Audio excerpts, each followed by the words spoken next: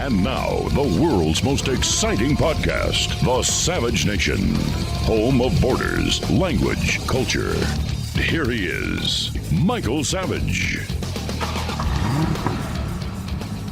Man, a pleasure as usual. I'm going to open with a horrible thought because I read your most recent article because I agree 100% where it's going.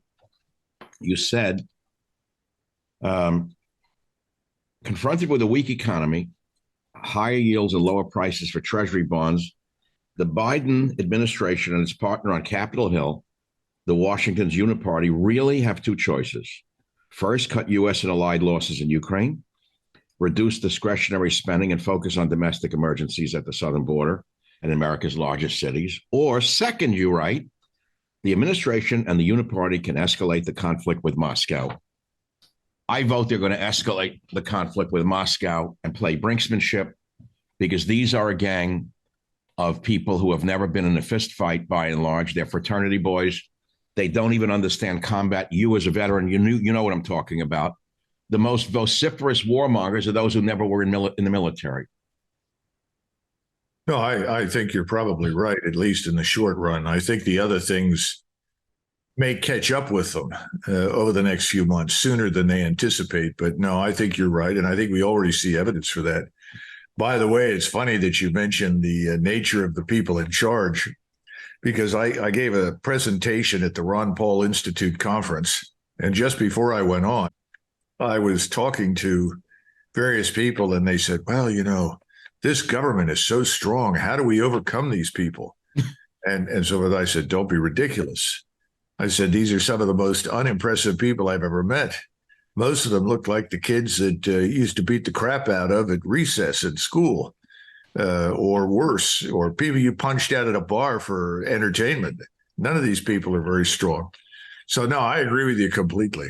I just don't know how far they're going to get before things close in. Remember, we now are, our payments to service the national sovereign debt are now equal to or a little higher than the entire defense budget. Yeah, but Colonel, you're talking in reality. These people live in an alternate universe. There's a lot of evidence for that. Yeah, there's no accountability. Yeah, no consequences because the people in the media are their twins. So now we're in this week, and by the time this podcast appears on Friday, the great man Zelensky will have spoken to Congress and the United Nations. The last poll I read, a leading Republican said there are not enough votes in Congress on the Republican side to give the grifter another $24 billion. What do you think? Oh, I'm not sure. I think that's open to debate. You and I have watched this Congress for a long time, and the Uniparty is the dominant force. I know there are outliers on the Republican side, and I think there may be one or two outliers on the Democrat side, but I don't think there are enough of them to stop it. I'd be very surprised. Wouldn't you? Well, I don't know. I suspect that nothing stops on its own accord.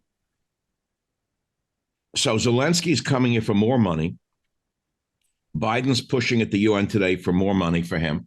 The Pope is pushing for more money for him while blathering on about climate change. I tweeted recently, and I saw that Bill Clinton is now cashing in on the climate game, along with Soros Jr. Meeting with the Pope. Did you see that, Colonel? Yes. Well, you know, I'm not a Catholic, and I am disinclined to criticize other people's religious hierarchies, but I must say, this Pope is probably the worst in history. It's hard to find anybody worse than this man. In Government Zero, I called him Lenin's Pope. I didn't hold anything back. Well, if not Lenin, certainly Karl Marx's favorite child, right? I never saw anything like this. You know, for a bouncer, he's pretty smart. So I did hashtag climate hoax. When the Pope, Clinton, and Soros give up their private jets, I'll give up my gas stove. Which is, it's obviously true. But somebody sent some, you know, when I posted that on Facebook this morning, Colonel, a fan of mine, David Collum, wrote this, and it's been plaguing me. He said, endless war in Ukraine, polluting the world. And the Democrats say the climate is the most important thing ever. All the explosions, fires, pollution. And it dawned on me, where's the climate there? They're throwing ink into the fountain of Trevi to stop, the use of oil. Do they understand at all what one artillery shell releases into the atmosphere? No, and I don't think they care. As long as the artillery shells are falling on people that they think are their enemies. Right now, it happens to be Russians, but I sometimes wonder whether or not they don't see us in the same light. The other thing that I'm worried about is something that we bring up from time to time, but nobody seems to really dig in. And that's this massive invasion through the southern border. We're up over 2.3 million. And the thing that scares me most of all are all these new laws at the state level that are designed to encourage mass cheating in elections, mass mail-in ballots, vote online. I mean, it's gotten to the point of absurdity. Right. I don't see how anybody could win an election in a fair and open environment right now. It makes Arizona look respectable based upon the last election. That's pretty bad. Please don't be an election denier, Colonel. Colonel, again, let's go back to the F-16. It's a 1970s era plane, but it's still quite potent. Yes. Of course. Tell me again, as a non-military guy, my understanding is, I think we've discussed this as a year ago. Everything moving in and out of Ukraine on a military level is picked up by Russian satellites. Yes. Whether it be trains bringing in tanks or ammunition. Yeah. From Poland or any other neighboring states. How are the F-16s going to get into Russia? Into Ukraine? They're going to fly them in? It depends on where they lift off from. I mean, right now we think the Su-24s that fired the Storm Shadow missiles left airfields on the very edge of Western Ukraine. In other words, near Lvov, or Lviv, as they call it. The Austrians called it Lemberg back before 1918. Western Ukraine has some airstrips, several of them. So if you lift off from that distance, then try to evade the radar for some period of time, fly low, whatever the answer happens to be, you then can get into central Western Ukraine and launch your missiles and disappear before you're going to be shot down. And that's what they did with the Su-24s. Now, I'm sure that the Russians have since then looked at all of these airstrips and airfields in the West. I would be very surprised if we do not wake up at some point and discover that they've all been vaporized. But again, the Russians will target the airstrips in Western Ukraine. Yes. But I think the Russians have once again exercised restraint. They said, look, if we destroy everything right up to the border, we always risk another confrontation with NATO. This is Putin. This is where Putin has intervened and held back. So Putin's sort of almost a dove by what you're saying. He's like a peacenik. Well, compared with everybody else that could replace him, I would say absolutely. And remember, who would replace him?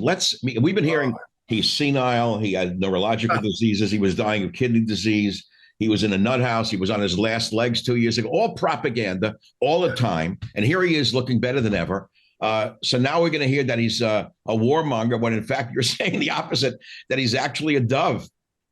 Well, he understands that when you fight a war, you fight for specific reasons.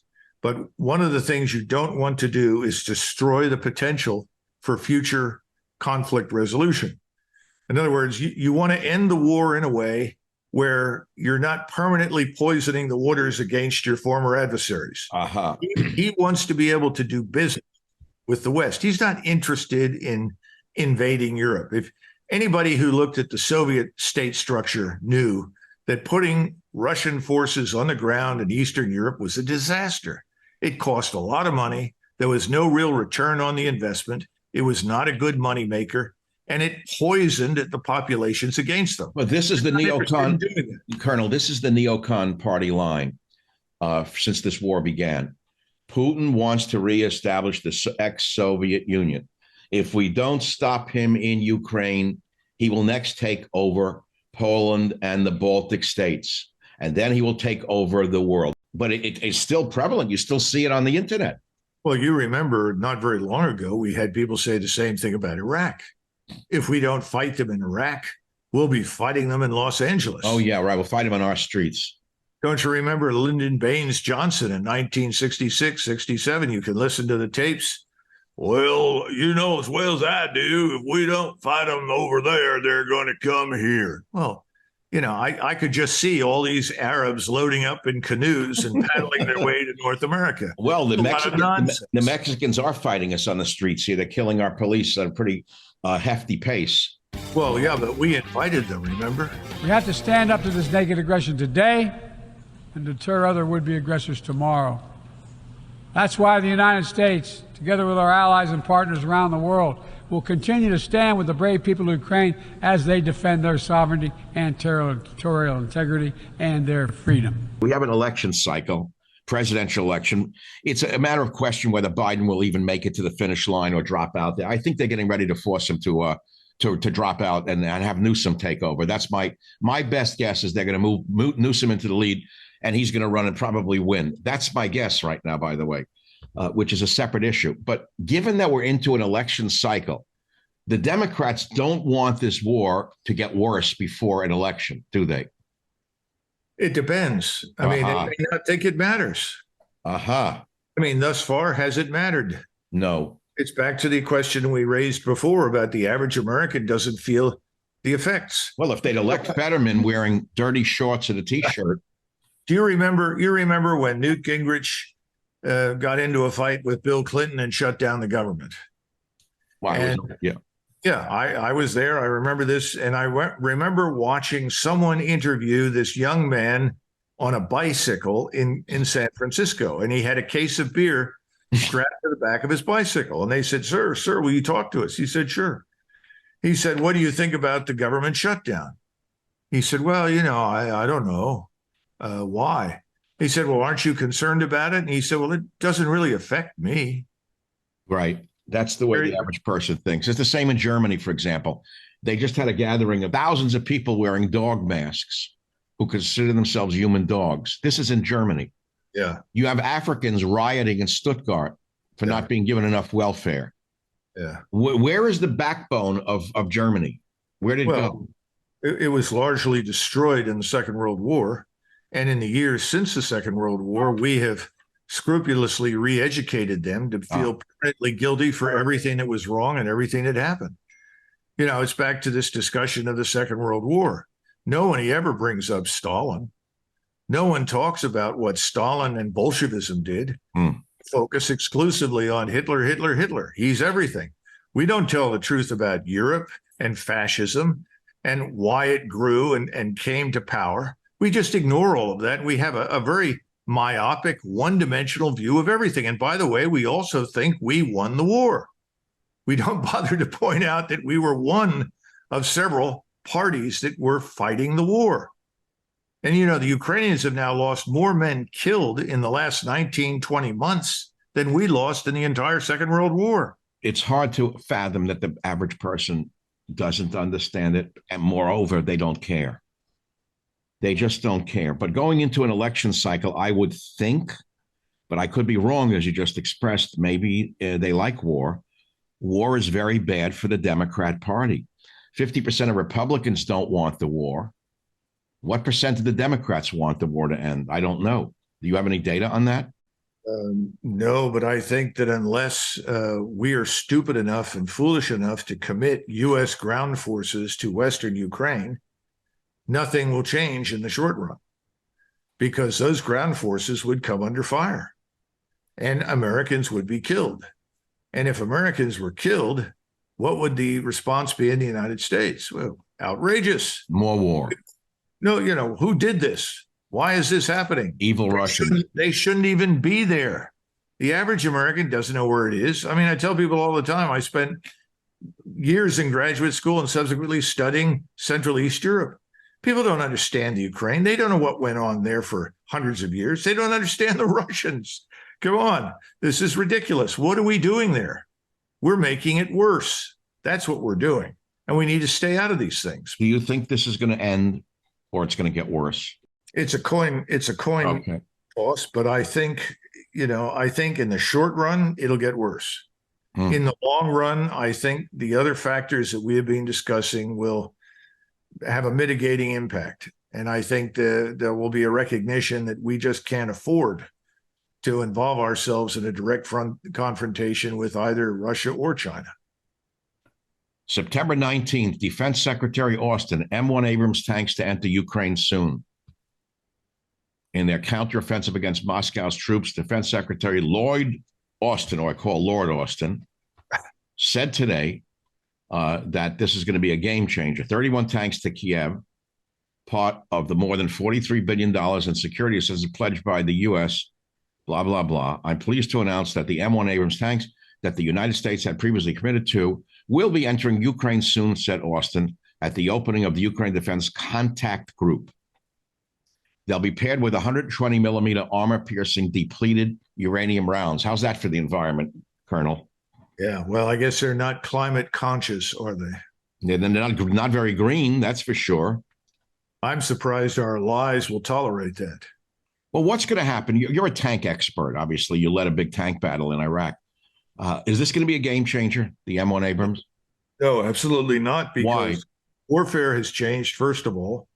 A lot of these tanks could be destroyed by top attack as soon as they're within range of any number of Russian strike assets. In other words, the tanks may never get close enough to do any damage. Secondly, the tanks themselves run on fuel that goes into a turbine engine. The turbine engine in the M1 series tank. Heat signature. Well, not just heat signature. Sure, that's easy to track from space. Low Earth orbiting satellites can see all of our tanks because it burns fuel at a very high temperature. But more important, it's about an 8-hour tank. In other words, 8 hours, after 8 hours of operation, it's out of gas. It doesn't matter whether you're moving or sitting still.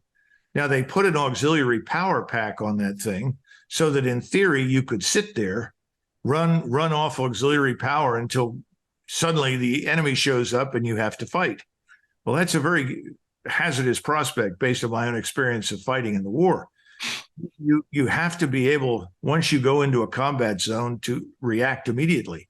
And we had a lot of trouble routinely filling those tanks with gas. We had to bring them off the lines every so many hours, refill them, and put them back in. Now, that was against the Iraqi army that did not have the overhead surveillance, that did not have the overhead strike assets. So we could do a lot of things there that the Ukrainians cannot do. And once again, the Ukrainians don't have the air and missile defense. So those tanks and whatever else is with them are effectively defenseless against much of what the Russians have to throw at them. Of course, they could make Musk produce Tesla-based tanks so they can run on battery. But Colonel, on a more serious note, let's go back to the war, because this is what's plaguing me. It's the biggest issue in my life. The border being broken by Biden and his gang of fools is certainly the most worrisome domestically. But I would say, I'm going to ask you, is the U.S. trying to provoke Russia into a nuclear exchange? From my position, Colonel, what the U.S. has been doing with their NATO allies like Stoltenberg, who really freaks me out, Stoltenberg, they've been probing Russia to see where their weaknesses may lie militarily. They've tried an awful lot to probe tanks, armored personnel carriers, drones. They're encouraging Zelensky's gang to sink Russian warships with weapons provided by the UK. 3年で最大20億人、インターネットの4倍速で使われ始めている新技術。これから3年後に20億。Are they trying to see how far they can go if and when they could provoke Putin into a response to see if he even has a nuclear arsenal that works? Are they under the impression that his nukes are so out of date they wouldn't even work? Oh, no, I think that's ridiculous. The nuclear arsenal in Russia is in good shape. You could make that argument 20 years ago, but you can't make that argument now. We call that launch reliability.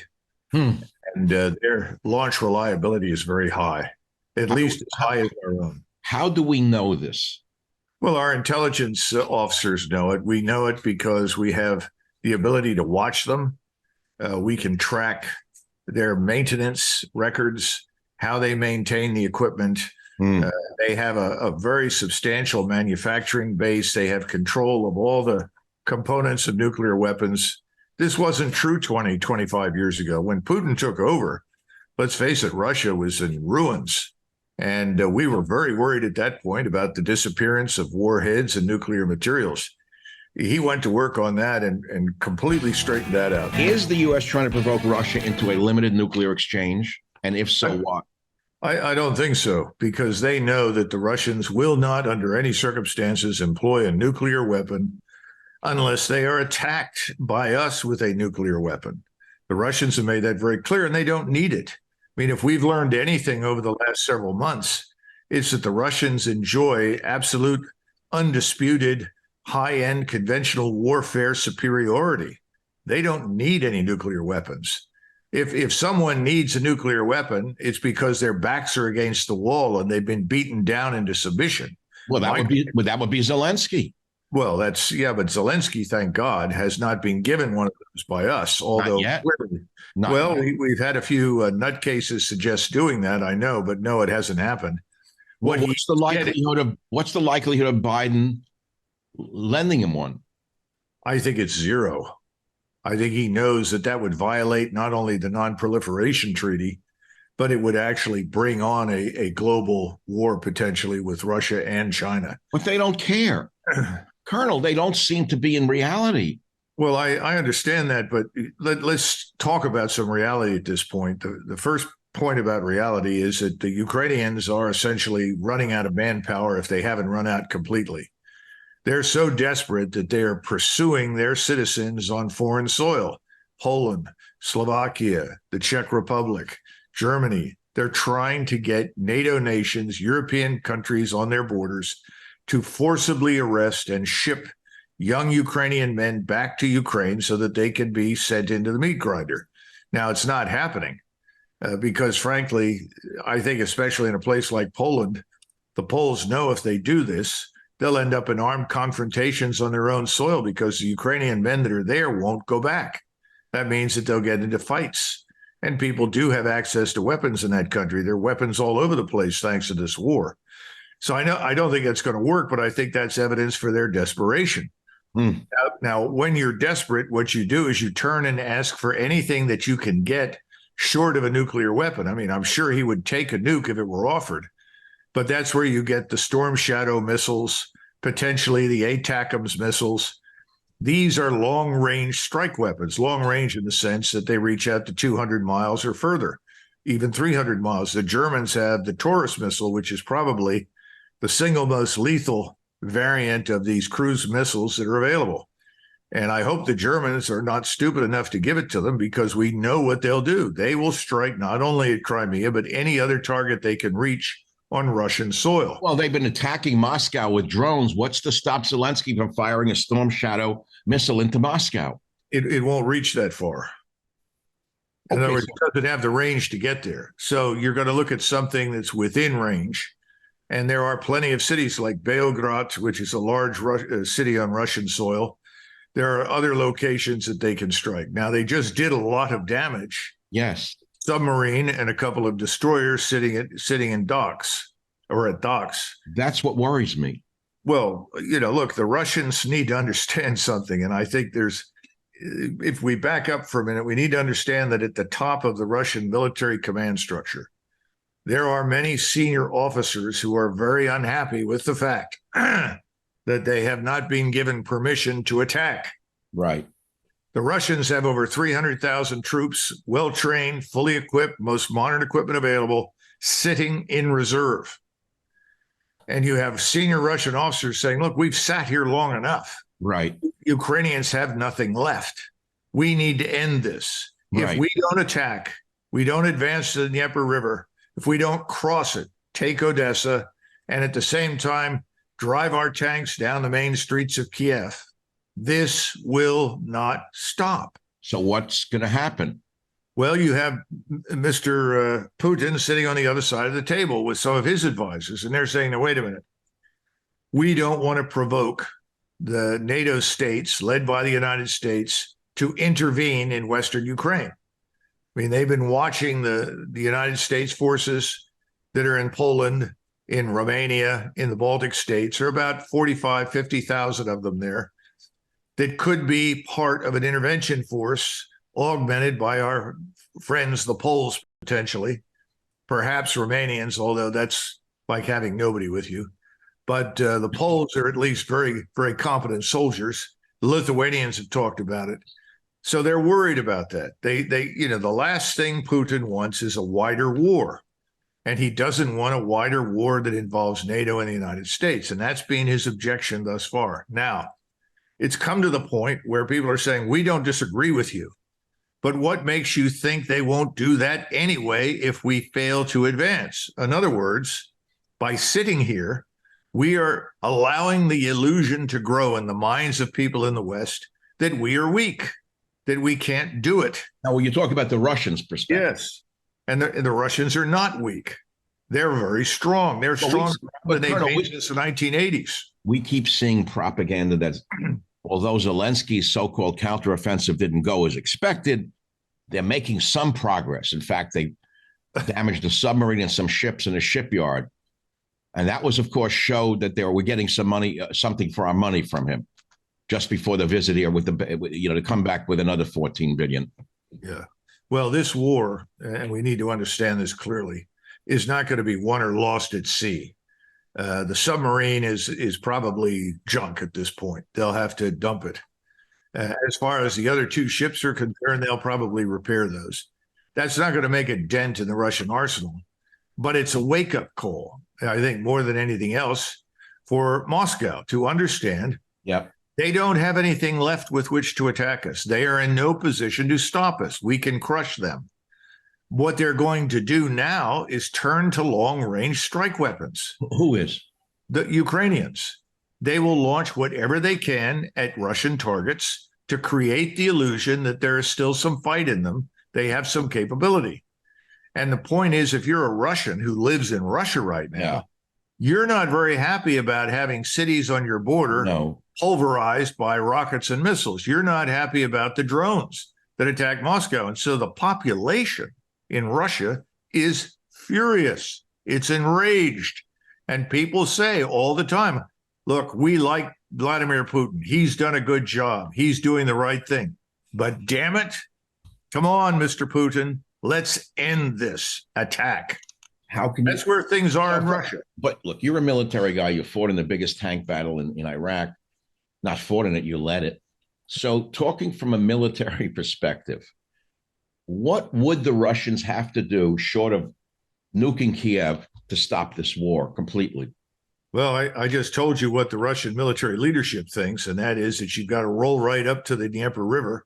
You've got to cross it. You've got to go north to Kiev, and then you've got to go south into Odessa. Now, the Ukrainians know this. The Ukrainians are evacuating civilians from Kharkov. They're evacuating civilians from Kherson and parts of Odessa. So the Ukrainians are very obviously concerned that this is exactly what the Russians are going to do. But thus far, we've seen no evidence that they will. They can, but thus far, we just haven't seen it. We are in this for the long haul, for Ukraine, for Ukrainians, for democracy everywhere. I will tell you, their fight is our fight. You know, I've watched you on you do a lot of shows, and people ask more penetrating questions than I do, which I enjoy watching your interviews from a military perspective. And some of the interviews I watch them with fascination. And we're talking, and every time you speak, they call you an agent of Putin. And I get it when I try to stop the war, and I have to answer with Hillary Clinton's famous statement, peace is patriotic. It stops them. The minute I say peace is patriotic, H. Clinton, they usually stop. Or I say, are you Zelensky's mouthpiece? Or are you a Zelensky stooge? I mean, he must have bots the way Trump does. That anyone says anything bad about Zelensky, you get 100,000 bots who call you every name under the sun. Well, in Ukraine, you go to jail. I think you understand that, of course. I can't believe it. Come on, we're supporting a democracy there, Colonel. Yeah, I don't think he or his friends can spell democracy. So let's drop that silly nonsense. That's a totally empty facade. Zelensky is running a Stalinist state, and he's losing what support he had in the population. I mean, most of the Ukrainians right now are sitting around in the West saying, what are we going to do? When are you going to end this? How do we get out of this? They have people guarding the borders with the West because they can't allow anybody else to leave the country. especially if you're a man who is an eligible military male for service in the Ukrainian armed forces. So I think Ukraine is in a lot of trouble. I think Ukraine is on life support. The problem is we're keeping them alive. We're paying the bureaucracy. We're paying for the government. We're paying for the Ukrainian armed forces, what there is of it. Take that out, end that lifeline, and the whole place collapses. Well, I accept 100% of what you're saying, but we know that the Uniparty will not stop the war. We know that the UN is right now in the UN. The Pope is even calling for support of Ukraine, not ending the war. The Pope, the man of peace, is calling for more war. It's ridiculous. Well, I suppose since he's a Roman Catholic, there are Uniate Catholics in Western Ukraine. Not very many, but they're there. Perhaps that's part of his reasoning. What about China, Colonel? As recently as June, Chinese warships cut off U.S. naval vessels. Military insiders have some concerns that these provocations may lead to a greater conflict. Should we be worried now about China? Because aren't China and Russia now somewhat closer as a result of this? The Chinese are not pursuing us and causing provocations. We have been routinely moving through what we used to call the Formosa Straits, now the Taiwan Straits. Taiwan Straits. And technically under international law, those are Chinese waters. Wow. Now the Taiwan government has asked us to stop because they tell us privately, I'm talking about the Ministry of Defense, every time you send another surface battle group through there, the Chinese on the other side go crazy. And it takes, a couple of months for everybody to settle down to normalcy. But I keep telling people, and this is very important, the PLA, the Chinese Navy, has never stopped a commercial vessel. So they're not interrupting or disrupting the movement of commerce. Secondly, the claims that Beijing makes on the South China Sea are identical to the claims that are made by Taipei on Taiwan. They both make identical claims to South China Sea. We attack publicly the Chinese in Beijing for that, and we ignore the fact that the Taiwanese are right there with them. This doesn't make any sense. Finally, the Chinese have 6 nuclear submarines, and they're not terribly reliable. The crews aren't as well trained as they need to be, and the Chinese government's tricks. They're stuck in the coastal waters of China. Out of 300 Chinese vessels in the so-called Chinese Navy, over 100 are pure Coast Guard vessels. So what is this Chinese Navy capable of doing? Well, it's capable of sailing within a couple of hundred nautical miles of China, but they very rarely send anybody anywhere else. The Chinese are not a maritime nation. They never have been. 1,000 years ago, they were the leading maritime nation. Sorry, that, joking. But, today, I think the Japanese Navy, if you set them loose, would probably sink the Chinese Navy in a couple of weeks. Wow. Everybody says, well, the Japanese are too weak. Their defenses aren't strong enough. Well, I have an answer for that problem. Leave Japan.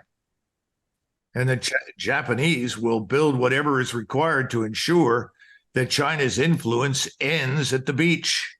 Well, what do you mean leave Japan? You mean if we as Americans let Japan build up its own defense industry? Yes, absolutely. When President Trump went to Japan, he spoke publicly and he came back and he said, this is a marvelous country. I admire Japan. I admire what they've achieved here. And they're extremely wealthy. The question I have is, why are we defending them? They can easily defend themselves. He was right. Yeah, they built some great weapons. They built some great weapons in World War II on their own, didn't they? Of course.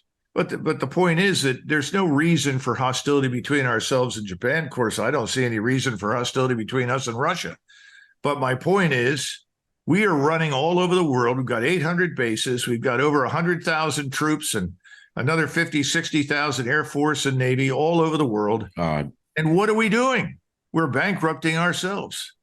We do not need to be everyone's defender. Most of the world can defend itself. Roman Empire.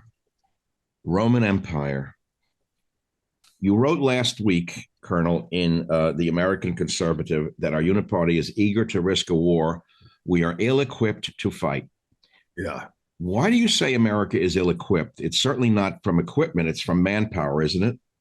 I would say it's both. Let's go through it. First of all, the U.S. Armed Forces today are still a magnificent tribute to the Second World War.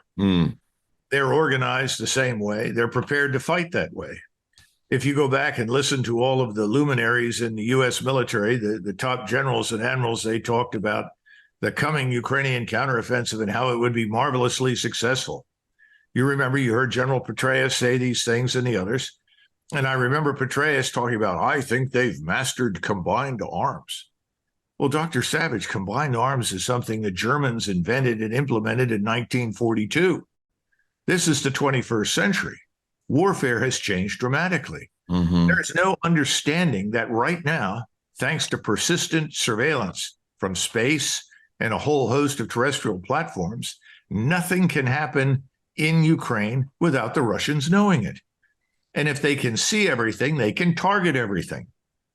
They can hit whatever they need to whenever they want to.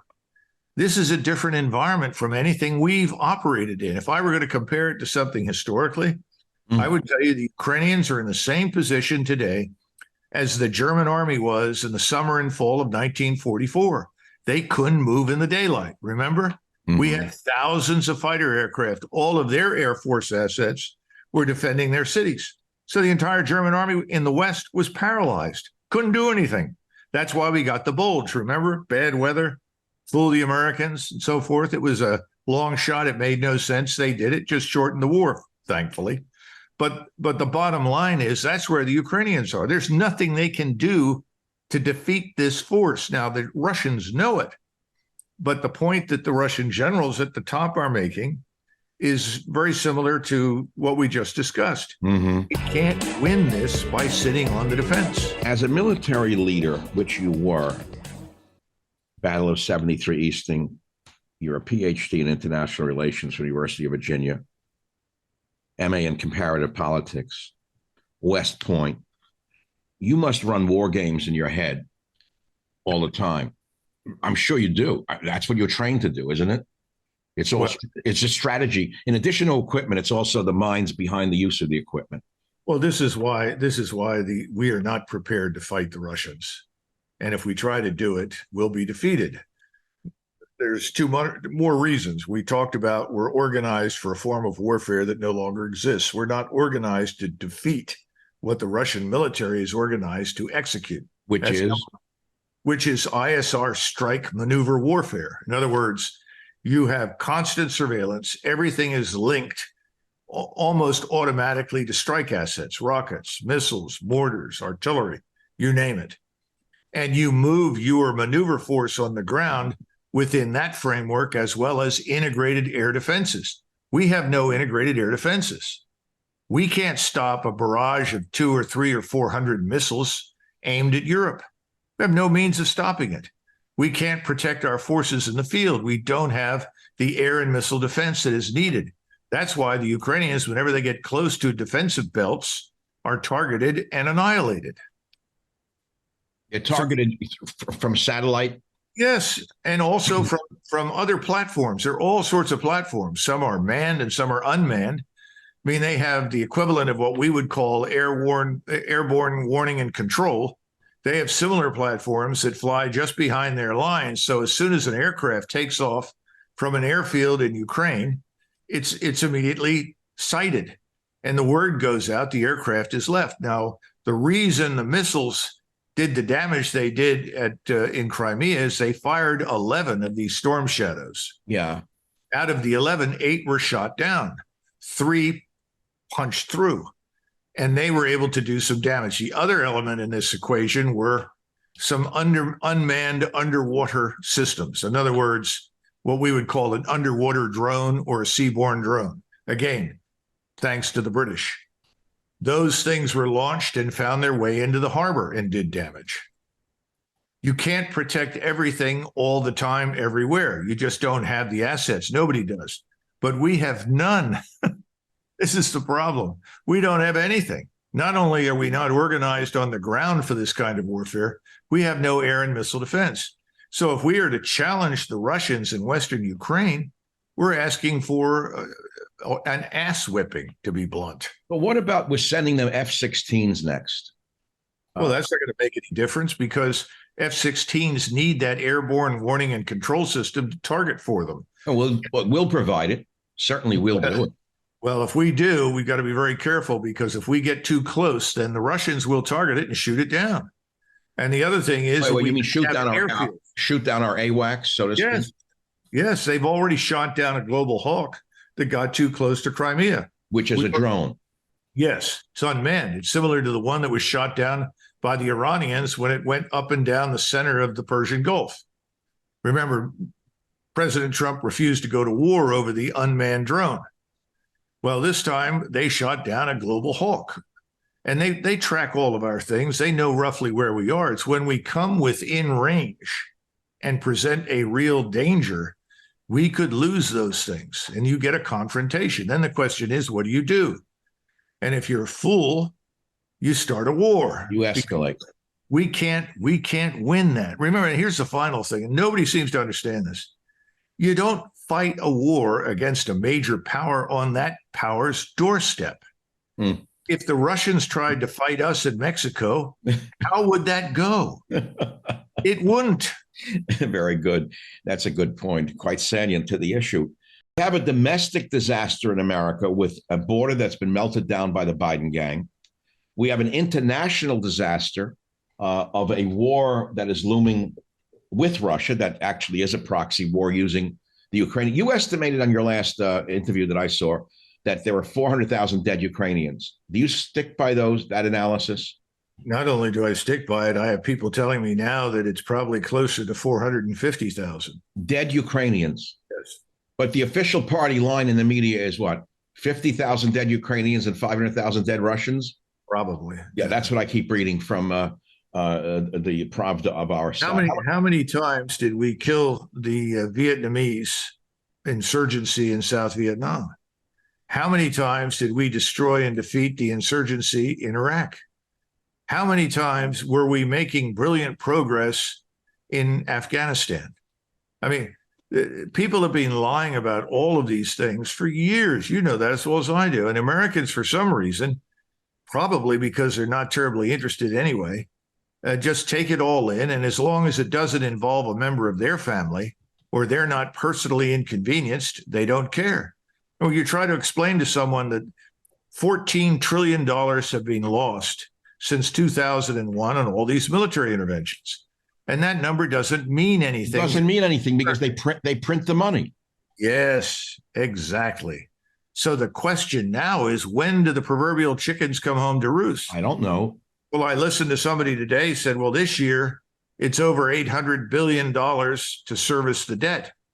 And that's with interest rates where they currently are. What happens when interest rates go further to 4%, to 5%, to 6%, to 7%? Now you're dealing with trillions of dollars that you're having to pay to service your debt. So do you debase the currency to the point where it's all worthless? Do you become the Weimar Republic? What do you do? Or do you make the decision to default? But if you're going to default, which we've done before, by the way, Franklin Roosevelt defaulted in 34 and again in 36. He simply called it restructuring the debt. What did he do? Well, he said we can't pay the interest on our debt. And? He told the creditors. And he said, I need to reduce the payments. He did? I didn't know. Honest to God, People did not don't know the truth. So we were like in Argentina. Yeah, but we had advantages then. What were the advantages that we had? First of all, we had this tremendous scientific industrial base, industry. We had lots of trained manpower that had to be somehow or another had to be brought back to work. So the creditors knew we had this manufacturing base. We could absorb the unemployed and put them to work. Number one. War machine. Number two, we had enormous quantities of gold at our disposal. Gold. Because we demanded that the British and the French and others who owed us money from World War I pay us in gold. Gold. So you had those two tremendous advantages. What have you got now? Where's our manufacturing base? Well, it's in Malaya or China or Indonesia or Vietnam? What about all these trained workers? What's happened to our workforce? I mean, most people look at our workforce and just shake their heads and say, well, Americans aren't trained. How do we get better workers? Well, we've been ignoring the plight of the American worker now for decades. That can't be fixed overnight. Well, they've been put to work on smash and grabs in jewelry stores, some of them. Well, the point is that we don't have that advantage. We don't have the advantage, frankly, of the gold any longer. Colonel, as a student of history, I look at Napoleon. Napoleon bankrupted France with his endless wars. People don't realize that. And when this thing started, I kept trying to say to my audience, every bullet costs money. Every bullet costs a certain amount of dollars. And Biden is bankrupting America with this war. The war basically is one of the leading elements of our bankruptcy right now, isn't it? It's bleeding us dry. Well, just one small correction. Yes, please. Up until 1809, war was very profitable for France. The reason for that is that they looted the gold reserves from all the countries they defeated. Oh, that's when they had a gold-based currency. Exactly. Just as the Nazis, when they overran Europe, what did they do? They stole the gold. Okay, now when did it all fall apart? Well, that has to do with the Russian campaign. That was overreaching. And that's when the bankruptcy really began to set in because he had nothing left in the treasury. All I'm trying to say is we haven't done that. We don't have any additional gold reserves pouring into our country. But we're not a gold-based currency anymore. Basically, there is no fundamental to it. And now we have the Saudis and the Emirates who say they're joining the BRICS, and they're already trading oil in their own currency. They're selling oil to China in yuan. They're not insisting on the quote-unquote petrodollar. And people say, well, it'll be years before this really affects us. Well, I'm not so sure because they're trading in their currency now. In other words, everyone is circumventing the financial system we set up under Bretton Woods and then subsequently when Nixon took us off the gold standard. So we have set up a financial system that's beneficial to us, and people have said, we've had it with you.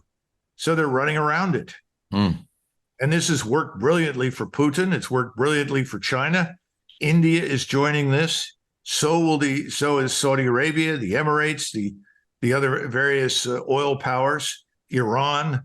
And now we're seeing parts of Latin America turn in the same direction. There were 84 nations that have expressed an interest in joining this BRICS business. Colonel, Azerbaijan launched a military attack yesterday or the day before yesterday against so-called Armenian-controlled areas, using high-precision weapons to attack Armenian-backed forces and target Armenian military positions. Where's this going to go? What's this with Azerbaijan and Armenia now?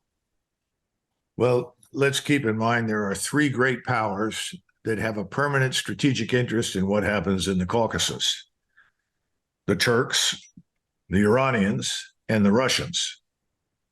Now, obviously, the Azeri Turks, Azerbaijan is a Turkish state. The Azeri Turks would not be doing what they are unless they had already discussed this and cleared it with Mr. Erdogan in Ankara. They would not move on their own. Secondly, you have Armenia, which has said it wants to join the EU. Oh, God.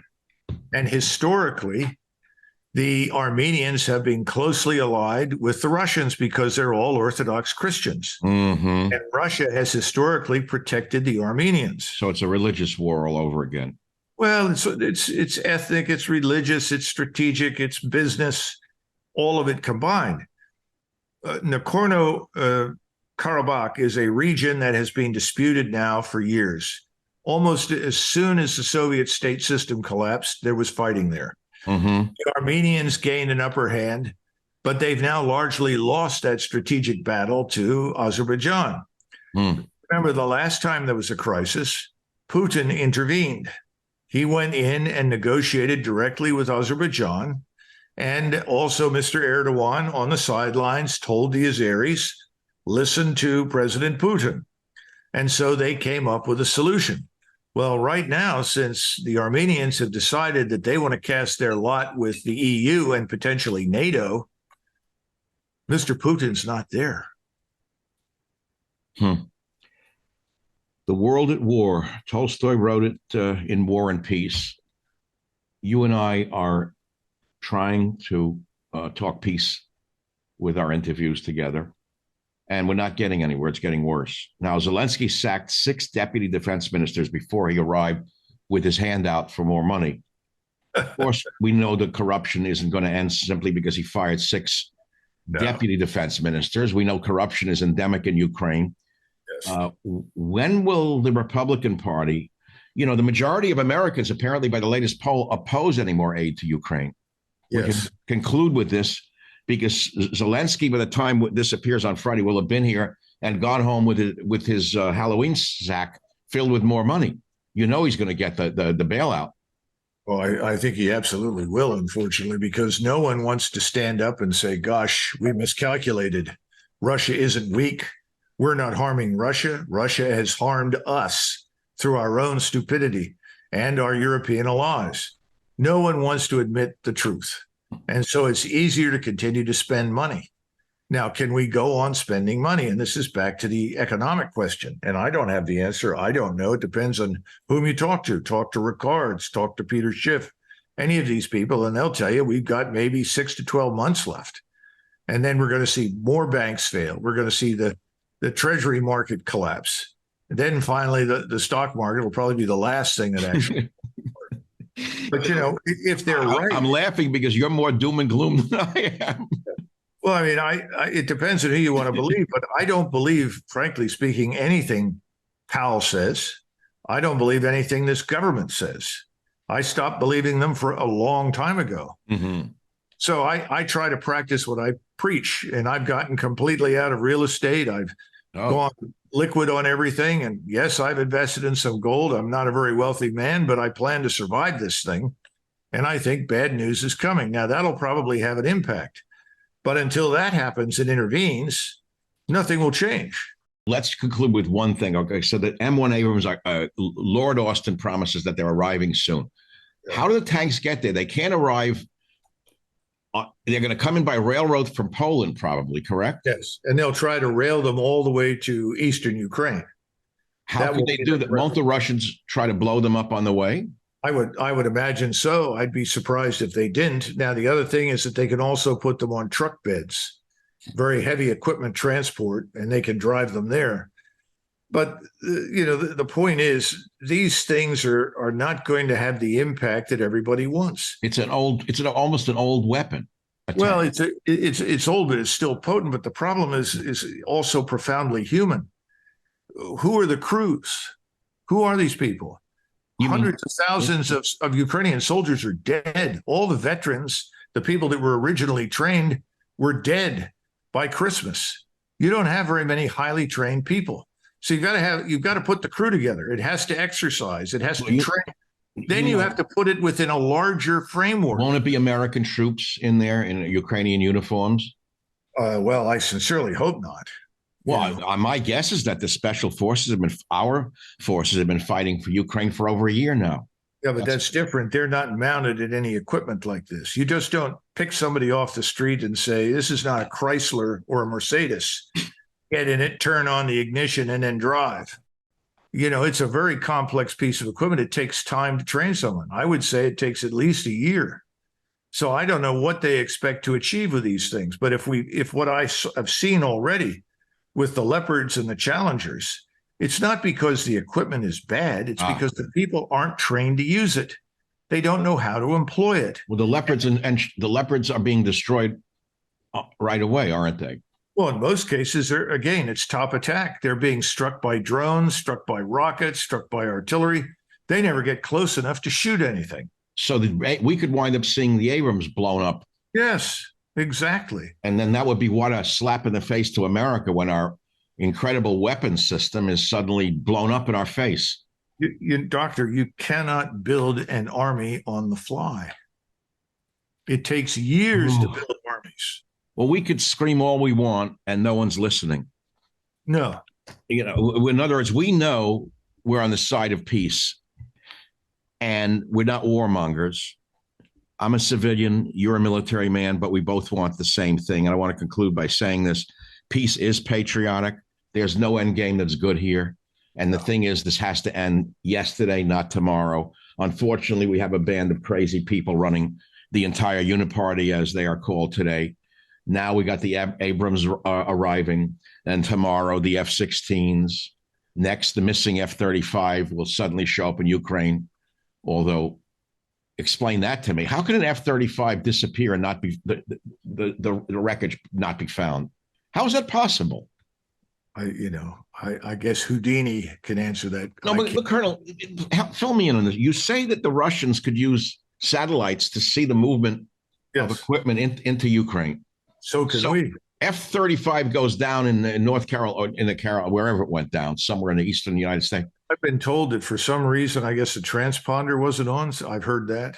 Again, I don't know all the facts. I just don't. But couldn't they pick up a debris field with a satellite, which can see a postage stamp from space? I would think so. But how could we believe they couldn't find it for days? I don't know. I just don't know. I mean, there's something very wrong with this entire event. Yes. I think there's a tremendous effort to conceal whatever happened because they want to preserve this F-35 program.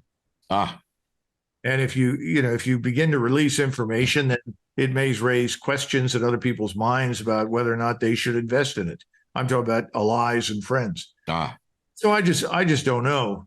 But for humanitarian reasons, we should be interested at this point in saving what is left of Ukraine.